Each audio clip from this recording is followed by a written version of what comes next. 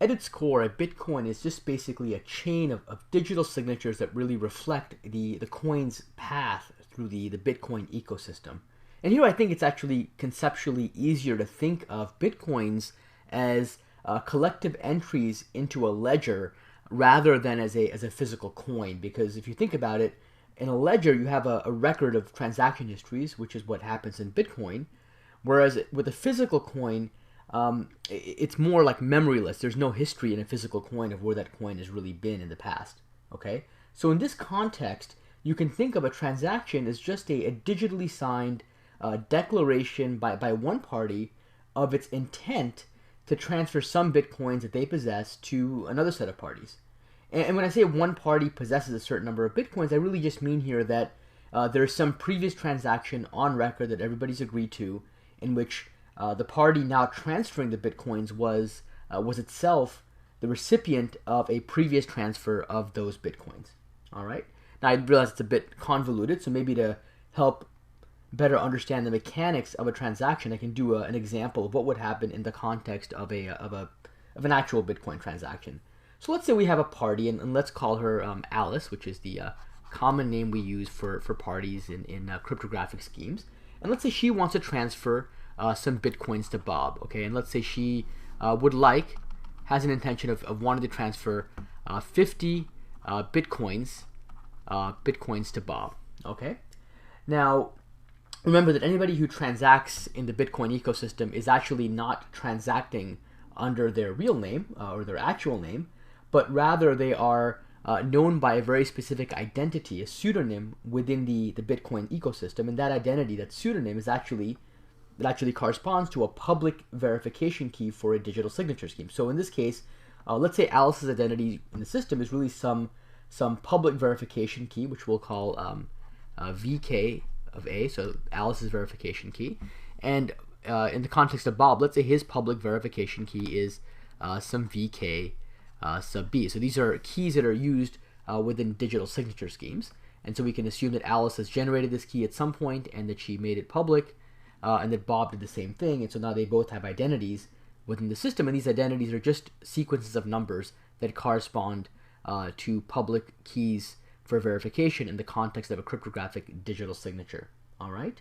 Now remember that these values also correspond to private values. So each person who's got a public key will have a corresponding private key associated with that public key, and in this case we'll call the private key or the secret key, which is in fact a signing key in this context, SK of Alice, and we'll say that Bob's signing key is some SK of Bob. Okay. And they're going to basically keep these keys private. Now let's say that Alice herself has received in the past 3 transactions of bitcoins from other parties. Let's say she got 25 bitcoins from Carol, and we'll call Carol VK of C to associate that with her key. Let's say she got 20 public, or 20 bitcoins rather, from David, and let's say she got 20 more bitcoins from Ted. Okay, so these bitcoins correspond to different people that provided Alice with bitcoins in the past. And so as you can see, Alice now has an aggregate of 65, which is 20 plus 20 plus 25 bitcoins. And so as a result, she has a sufficient number to be able to transfer 50 of those bitcoins to Bob. Okay? So to start off with, a transaction from Alice to Bob for 50 bitcoins will contain information about these previous transactions. So each of these previous transactions where Alice received some bitcoins, these will have been recorded in the Bitcoin ecosystem, so they're going to be made public just like every other transaction. And so what Alice can actually do is she can take some representation of these transactions and include them as part of the new transaction with Bob. Basically, as an anchor point to say, hey, I received these previous bitcoins, and now I'm going to transfer some portion of these bitcoins to you, Bob. Okay. So in this context, actually, she does not need to include the full transaction details in the actual transaction record to Bob.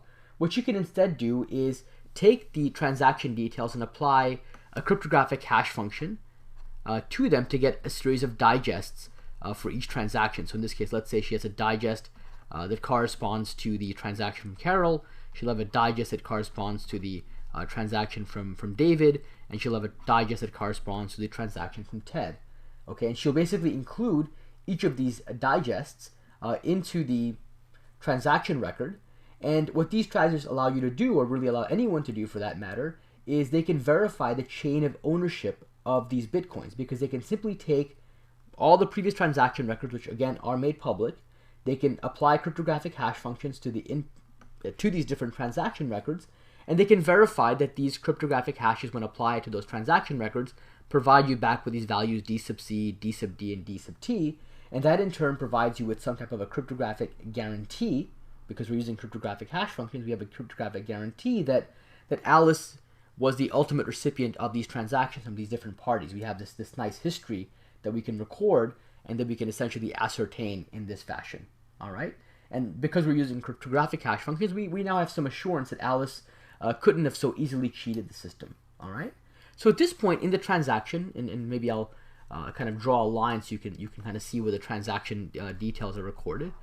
So at this point in the transaction, we have details about Alice's ownership of these 65 Bitcoins, and she has enough information in that transaction so that anybody can verify that she possessed these coins. All right? So you can think of this part of the transaction really as representing the input to the transaction. Now, in addition to the input portion of the transaction, there's typically also an output portion. I'm going to put that output portion up here, but let me label it. Okay, and so for starters, in the output portion, she has to include, or Alice has to include, a list of recipients for her Bitcoins.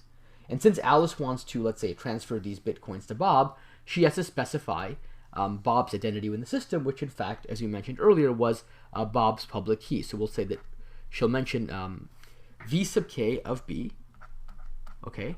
And she also has to record and mention, at this stage, how many coins she wants to transfer to Bob. And as we said earlier, we were going to assume that Alice wanted to transfer exactly 50 of her Bitcoins to Bob.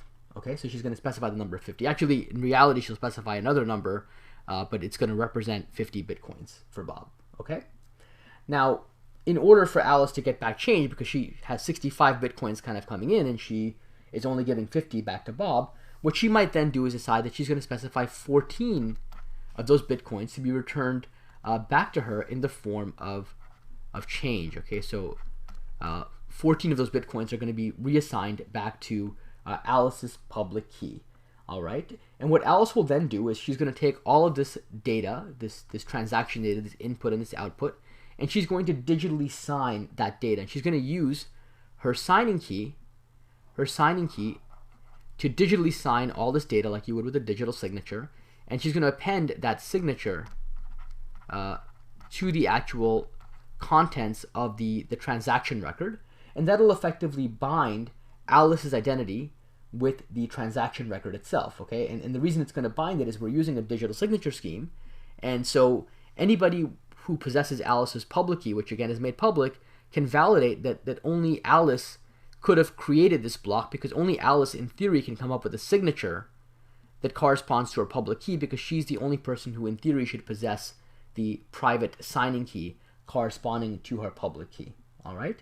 Then all of this data will actually be broadcast out. So this transaction data will then get broadcast out to all the different peers and the nodes in the Bitcoin network. So everybody in the Bitcoin network will basically know now that VK sub A is trying to send 50 Bitcoins to VK sub B. Okay. Now at this point, you may have noticed a slight discrepancy here, that Alice started off with 65 coins kind of on the input side, but on the output side, she only has 50 plus 14, or 64 coins that are being accounted for. Okay. So there's this issue. What happens with this one last remaining coin? There's kind of this one implicit coin hanging around that has not been accounted for. And what we're going to do with that coin is actually going to be used as a transaction fee. Alice is basically saying that this one leftover coin should be provided as a transaction fee to what's known as a Bitcoin miner. Okay, and a Bitcoin miner, as I mentioned in a previous video, is basically an entity in the Bitcoin system. Anybody can be a Bitcoin miner, actually, but it's a node in the Bitcoin network who engages really in the effort to help with the broader validation of this transaction. So what do I mean by broader validation? Well, if you think about it, at this point, we've just used cryptographic hashing and digital signing to validate that Alice, at some point, possessed the requisite Bitcoins in the system. and that she not only publicly announced her intention to transfer some of these bitcoins to Bob, but she digitally signed that public pronouncement, if you will, as a result of which her public verification key, which is her identity in the Bitcoin system, is now bound to that transaction. But what Bob doesn't know yet, even though he knows all these things and he can validate them, what Bob doesn't know yet is whether Alice tried to, let's say, previously sign or assign those exact same coins to somebody else. Like maybe there's another party. Let's say, Alice has a friend named Eve. Okay, maybe Alice decided she's going to send these bitcoins not only to Bob, but also is going to try to send these same bitcoins to Eve. And Bob at this point may not have the assurance that Alice has not tried to engage in these types of shenanigans. All right. And so the tricky part here is that even though all the transactions we've talked about have been made public, because Bitcoin requires all transactions to be made public, we still need a mechanism, and this has to be a decentralized mechanism that does not require a trusted third party per se. We need a decentralized mechanism for agreeing really on the order in which transactions actually took place so that we can resolve any disputes about someone trying to double spend their coins. Okay? And it's that requirement, that timestamp, that decentralized timestamp, if you will, which is where Bitcoin miners play a very important role in the Bitcoin ecosystem. And I'll talk about how that works and how we deal with transaction timestamping in subsequent videos.